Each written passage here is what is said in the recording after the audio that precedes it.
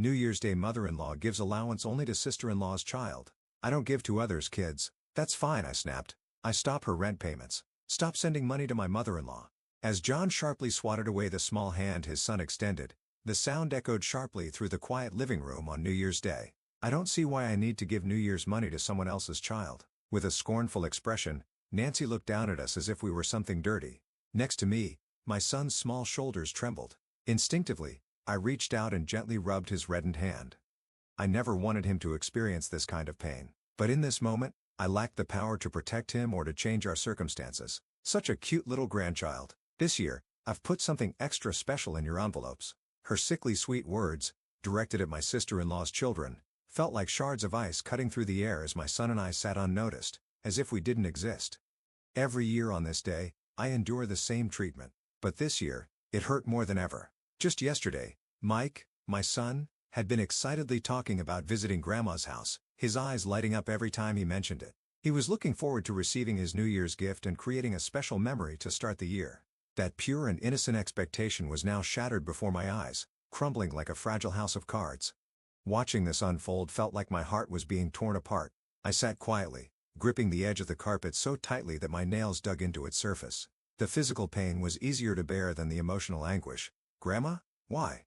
His small voice broke the silence, and his large tears began to fall. Seeing him like that, my heart felt like it was being ripped to pieces. The next moment, I felt him tightly clutching my sleeve, his small hand trembling. His trembling hand brought tears to my own eyes, but I fought to keep them from falling. I didn't want to cry here, not in front of my son. I wanted to be a strong mother for him. I couldn't take it anymore. Stroking my son's head gently, I stood up. "Let's go home." My voice sounded unnervingly calm even to myself. "Oh, leaving already? We were just about to start the family dinner." At that moment, my phone rang. Seeing the name on the screen, something shifted inside me. All the emotions I had been suppressing threatened to pour out at once. "My name is Jessica Hunter. I was originally from a small city, but moved to the city for work. At first, life in the big city felt overwhelming. But over time, I became accustomed to its conveniences. Now, when I return to my hometown, it feels like something is missing. These days, I'm a stay-at-home mom to my 6-year-old son, Mike. But I wasn't always a homemaker. I used to be a career woman, working for a major trading company. Back then, I earned a salary of about $90,000 a year, enough to buy anything I wanted and live comfortably. Sometimes, I think back to those carefree days and wonder if I made the right choice. But then I remind myself that if I had kept working, I might never have met my son. Now I can't imagine a life without him. My parents were both teachers and highly value education. They sent me to a private middle school, which eventually helped me get into a prestigious university and land a job at a top trading company. I'm deeply grateful to them for giving me such opportunities. That's why I felt so guilty when I decided to quit my job at the trading company. I questioned my decision over and over, wondering if I was making a mistake. I didn't even tell many people the real reason I was leaving, so my colleagues were shocked and tried to talk me out of it. Every time they did, it felt like a piece of my heart was being pulled back. It's been 6 years since I left that job. While I sometimes miss it, I'm grateful for the time I've been able to spend with Mike. Being able to be with him during these precious early years has been invaluable. I left my job because I got pregnant. At 31, I was thrilled to be expecting my first child. Things were going smoothly until one day, a doctor told me I was at risk for preterm labor. Continuing to work could have endangered both me and my baby, so I made the heartbreaking decision to resign. My husband, John, was very supportive and said, "I'll take care of you." His words gave me the courage to finally make the decision. Without his support, I might have kept working and put myself and my child at risk. Now, I work part-time at an office, 3 days a week. My monthly income is only $1,200, which feels like a drop in the bucket compared to my former salary. But it helps support our household, so I try to be content with it. My husband's salary isn't very high, so raising a child on his income alone can be a bit of a struggle. I don't want to hurt his pride by mentioning this, so I tell him I work part-time to stay connected to society. John and I have known each other since childhood. We went to the same elementary school, but lost touch when I started attending a private middle school. We reconnected at our class reunion. At first, I didn't recognize him because his appearance had changed so much, but his kind personality hadn't changed a bit, and it brought back memories of our childhood. To be honest, he wasn't my type physically, but his unwavering devotion eventually won me over, and we started dating. His kindness continued throughout our relationship, and even our friends were envious of how considerate he was. However, things changed after we got married. He became distant and uninvolved in raising Mike. When I told him I was pregnant, he cried tears of joy, but now he barely participates in childcare. People can change so much, it seems. To make matters worse, John's behavior has been strange lately. He used to barely touch his phone, but now he carries it everywhere, even to the bathroom. He claims he's been working overtime because of his busy schedule, but he's been coming home later than ever. A woman's intuition is rarely wrong, and I can't shake the feeling that he's having an affair. John isn't very good at keeping secrets, so if he's cheating, I'm sure evidence will surface soon. Until then, I've decided not to confront him or snoop around. If he realizes I'm suspicious, he might start hiding evidence, even if there is some. If John really is having an affair, I suspect it stems from the emotional scars of his upbringing.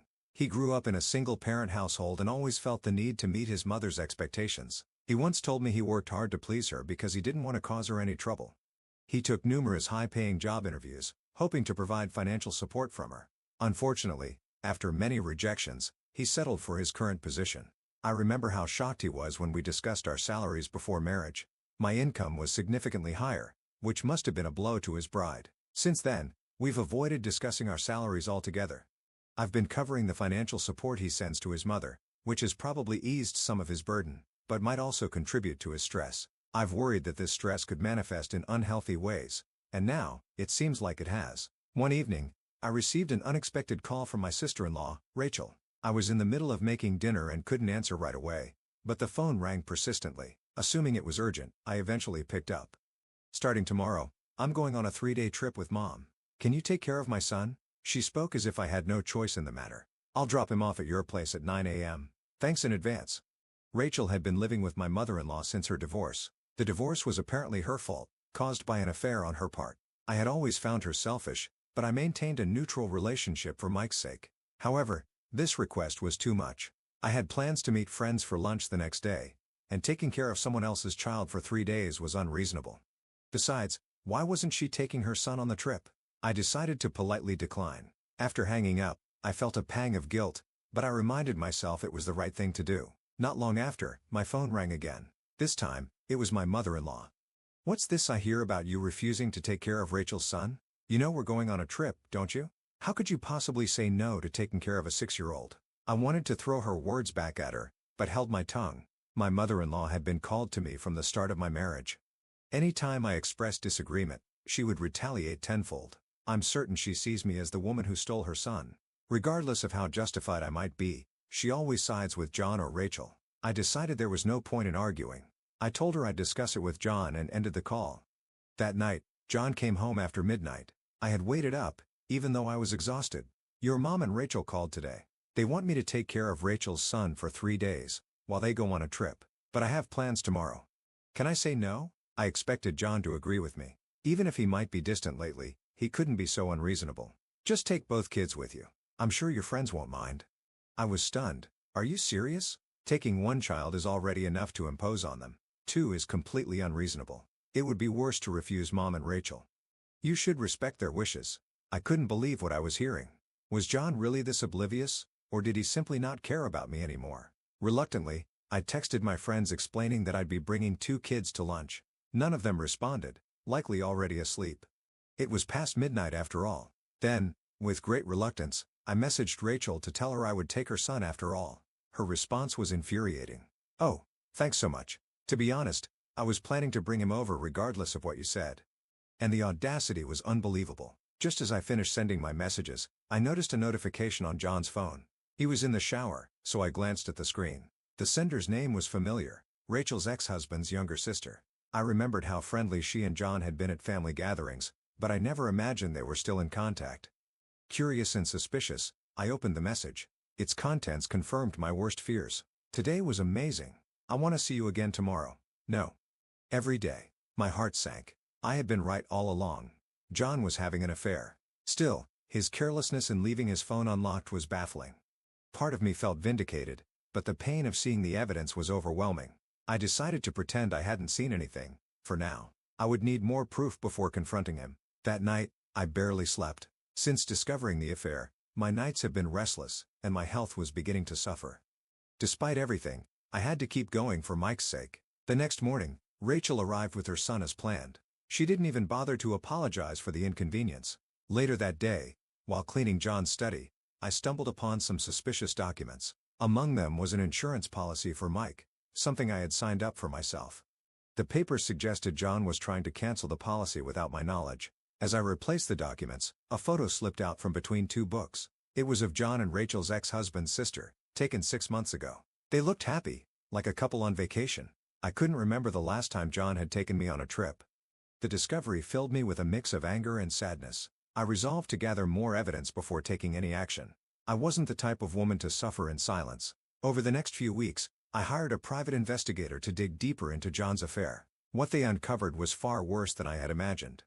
John had not only been unfaithful, but was already siphoning money from Mike's insurance to fund his mistress. The investigator also found evidence of fraud and embezzlement at his workplace. It was a tangled web of deceit, involving his mistress's father, who was a prominent businessman. The revelations were staggering, but they gave me the resolve I needed. I decided to take everything public. A month later, I found myself standing before a room full of reporters, ready to expose the truth.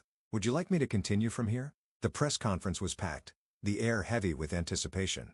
John, his mistress, her father, and my mother-in-law were all present, their faces tense and pale. Today, I was tasked with revealing everything. This was my moment to expose the years of pain and betrayal I had endured. Thank you all for coming today. My voice trembled slightly as I began, but I quickly composed myself. I recounted the timeline of events, presenting the evidence I had meticulously gathered. Photos, documents, and recordings were displayed for all to see, each piece of evidence more damning than the last. The audience of journalists was stunned, and there were pens flying across their notepads. Questions began pouring in from the press. Is it true that this company was involved in corporate tax evasion? Did the mistress's father knowingly enable these illicit activities? Were the other family members aware of John's affair and misconduct? John, his mistress, and her father struggled to answer, their attempts at denial crushed by the undeniable evidence. By the end of the conference, their reputations were in shreds. That evening, the story dominated the news. Friends and acquaintances reached out to me, offering their support and expressing their disbelief at the extent of the scandal. For the first time in years, I felt truly seen and supported. The fallout was swift and severe. The mistress's father's company faced investigations and a massive stock crash, eventually declaring bankruptcy. My mother-in-law became the subject of neighborhood gossip, her once sympathetic neighbors turning their backs on her. John was fired from his job without severance, his reputation irreparably damaged. The mistress severed ties with him, leaving him alone and in debt over $500,000 owed to creditors. I couldn't help but feel a sense of justice as I learned these updates. Meanwhile, I was rebuilding my life. With the help of my former boss, I secured a position in their consulting department. The work was challenging, but fulfilling, a stark contrast to the isolation I had felt as a housewife under constant scrutiny. Mike adapted beautifully to his new school, his cheerful demeanor a daily source of joy for me. On a sunny spring day, as I watched him walk to school with his new backpack, I felt an overwhelming sense of pride. Despite everything, we were moving forward. Months later, the divorce was finalized. Yang was prohibited from contacting me or Mike. The last image he had of his son was from the entrance ceremony, a bittersweet memory of him, no doubt. Nazy, once the matriarch of her neighborhood, was now a pariah. Rachel, stripped of custody of her son, was reportedly working in unsavory jobs to pay off her debts. As for John's mistress, she disappeared from the public eye, her whereabouts unknown. The father's company, once a symbol of wealth and power, became a cautionary tale of greed and corruption. Life for Mike and me had returned to a peaceful rhythm. Every day, I reminded myself of the strength it took to get here. As I walked to pick Mike up from school one day, his laughter echoed through the playground. He ran to me, his face lit with pure joy. "Mom, I had the best day ever." His happiness was my greatest reward.